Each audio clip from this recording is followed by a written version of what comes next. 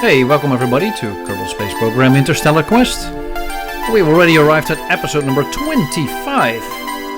And we've got a similar episode to last episode, but yet again quite different. We're talking about arrivals and departures. And to start off with departures, you are looking at Goliath A3 departing from Duna. Yes, we can reuse this spacecraft. That is the whole idea behind nuclear space tugs. So we're not just building spacecraft, sending them over to Duna and then ditch them. No, we're actually trying to lower the cost of our whole space program because we're in career mode. And sending this tug back to Kerbin, capturing it and refueling it in Kerbin orbit is cheaper than rebuilding it. Refueling it in lunar orbit, it's going to be even more cheaper. So let's see if that works out in the future. Speaking of lunar orbit, you're looking at Goliath B. And this is a tug, it's a similar concept, but designed on the Mun by the lunar team. And they have on top of this transfer stage is a ascent and descent vehicle for the Mars or the Duna program. It's a simpler tug, it's not a nuclear tug, it's a simple pressure-fed tug. Because I don't think you could build nuclear stuff on the Moon yet. So yeah, but it's similar purpose. It will get stuff 60 tons in this case to Duna and back. We also want to get a crew over there. So this is an Hyperion. This is the basic Hyperion, the core stage, as you may have seen before. And sitting on top is the Beagle A1. Yes, you've seen this one before, but not quite like this. The Beagle A1 is a simplified version of the A1 that we saw in the previous episode, heading to Eve. And I probably should have set those stages to not drop early. Like in MacJeb, you can tell it to drop stages or solids early, which means they shoot upwards. Don't do that. Regardless, you've seen this before, the Hyperion is more than capable of kicking this stuff into orbit and then landing back on Kerbin. Not safely yet, but who knows, maybe this time it will work out. The fairings deploy and review the Beagle spacecraft. Very similar to the previous one. Of course, we need to do an orbital insertion burn, which is what we're doing right here. And then we can deploy the spacecraft. And the spacecraft is a little bit different. It is lighter than the one for Eve. It lacks the gravity ring and the huge solar panels, because we've been optimizing for Delta V. And before we dock everything together, we're going to pay attention to the booster who's coming down to Kerbin. And let's see if this time we can actually land it. And we decided to forget about the big barge and see if we can land it at the KSP. And it's really difficult to get her through the air, and you can see me check the map view every now and then. Maybe I should work more with grid fins to get a more precise location. I'm using MacJeb to figure out what the landing spot is, and I'm burning because I've got plenty of Delta V yet, to see if we can get closer to the space center. And unfortunately I burn a little bit too much, but I don't have Delta V for a complete lateral movement. So yeah, it's gonna be a little bit in front of the spaceport. I'm sure the farmers down there don't really mind. They are used to Kerbal Space Program dropping poisonous stages on their land. But here we go, and this time in daylight, which is also a first. So you can actually see me performing this suicide burn in the end and deploying the landing legs, which are a modified version of the SpaceX landing legs, and that is where the problems begin. So the legs are really big parts, so I scaled them down, but in doing so I also scaled down their strength, which means they can't keep my booster upright, and the whole thing falls apart. Yeah. One day we will figure this out, and maybe that day is today, because we are launching another Goliath stage.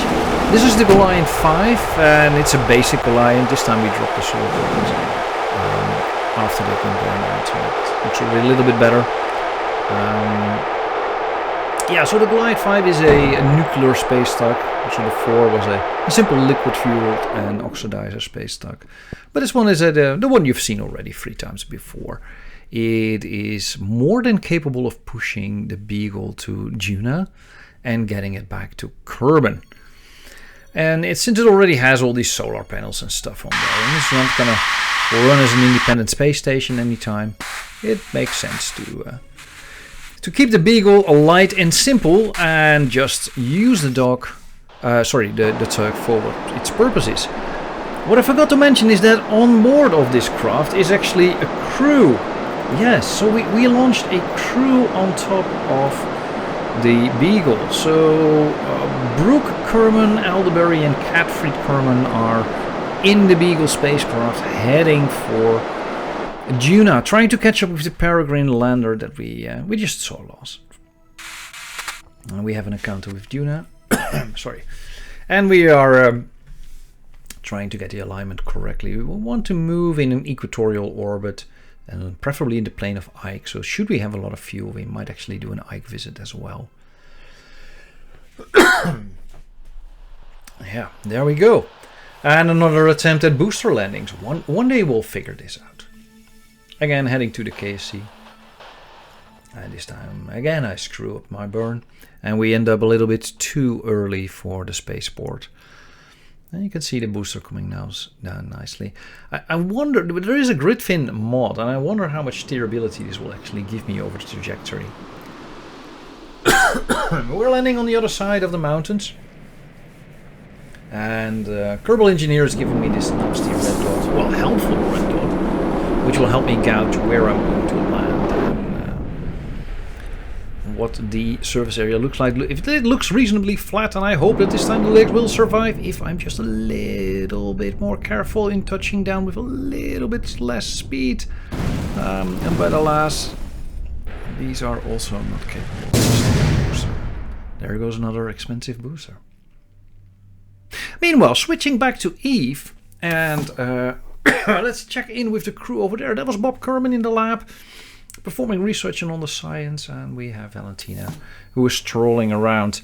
There's the station core that she passed through, and now she's making her way towards the gravity ring, which for purpose of this excursion or safari through the device have been set not in motion, otherwise she would be flung against the wall, because that's how gravity apparently works. There's some kind of command station, a coffee corner, and this seems like a great place to hang out, and she's gonna need that gravity. These are the bunks, and there's a checklist that she needs to take care of. Nice, you have a screen. I'm not sure if we're going to Elu anytime soon, but who knows. So there's the sleeping quarters. People can sleep in full gravity. They can have a lunch in the galley. Maybe do some science over here as well. Or play some kind of farming simulator. Who knows? Yeah, that's the tunnel back up. So I think we've already been here. Yeah. Yeah, this is Valentina up in the cupola. Right. Because it's time for our Eve orbital insertion. There she is. In the distance we can see Gilly. In the upper right corner you can see that. That might be one of our destinations. But it's time to do our insertion burn. Flip the craft around. And I almost had her pointed in the wrong direction because the control point was on a different place. But fortunately we saw this in time, and we're having a ton of science that we can add to the lab. We already gathered more than 500 science points from our journey here. Bob has been super busy in the lab. But we've got some really cool new science since we've been arriving at Eve. We're going to swing around here for some time. We're in a interesting orbit, I should say. And Bob is, of course, also stretching his leg, going out on an EVA, making sure everything is all right after the insertion, gathering some EVA science data, which turns out we cannot put in our labs or airlocks. So that's a design flaw of this craft. We should have put a science container on it. Always put a science container on your craft. Yeah. Well, regardless, it's time for Bob to get on board again. And we would spend quite a bit of time there. So we spent about 50 days in orbit here. We did a couple of orbital changes, plane changes, predominantly plane changes, to bring us in a plane with Gilly. and then we dropped our apoapsis to the point that it would intersect Gilly's orbit, and we will have to wait 50 days before we would get a decent time for trans-Gilly insertion, like a reasonably cheap one. Like for a couple of 100 meters per second, we would be getting an encounter with Gilly, and we would still need, I think, something like 850 to actually capture around it. For such a small moon, it takes remarkable amount of energy. Well, maybe not remarkable, but considerable amount of energy to get into orbit. Here we go. We have an encounter. And having studied E for 50 days and making observation, maybe trying to get access to the recording and sensors of the lost rover on its surface, it is time for our brave Kerbinauts to head out to one of the tiniest moons in the Kerbin solar system, perhaps the tiniest. I'm not sure if Bob or Paul is smaller, but Gilly is really like a pebble, and there she is. But it will be cool to actually land on some physical body and stretch your legs. Not too big, because otherwise you'll be back in orbit. That's how little the gravity of Gilly is. Anyway, our spacecraft has arrived, lines itself up for a very long burn to actually get into orbit. Here we go.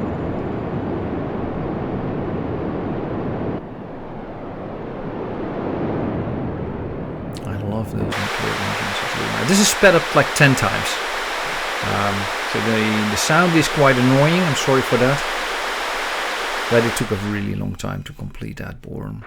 And since we're in orbit, we did a couple of science experiments already, but it's time to really get out there. This is why we came here. This is why we brought the craft. Valentina goes out there. Bob takes the wrong door and gets almost flung away by the rotated gravitating ring, but he's back in there. He's got control and he's navigating over to Valentina, who has already taken seat in the small Muner flyer. Yes, this is a design that I actually made for the Mun. Well, I didn't really make it. Like Juggernoop is a German Kerbal player on space. What's it called? Kerbal X. In Kerbal X, you can download this craft, and it's really a great starting point for some aesthetically pleasing looking crafts. And I took it and I expanded a little bit upon it, added some flair to it, some science instrument to it. And now the two of them can be on their way on this cute little flyer, which is basically two huge flying monopropellant tanks and a probe core slab to it. I'm going to expand on this design. I want to build a similar craft, but then add in a science container, because I found that was severely lacking on this one. And maybe now in the center point is an inventory container. I'm not sure if we really need that part. But yeah, here we are. And using RCS thrusters only, it is super easy to get to Gilly. At the end of the mission in Gilly, I think we still had like 90% of all the monopropellant left.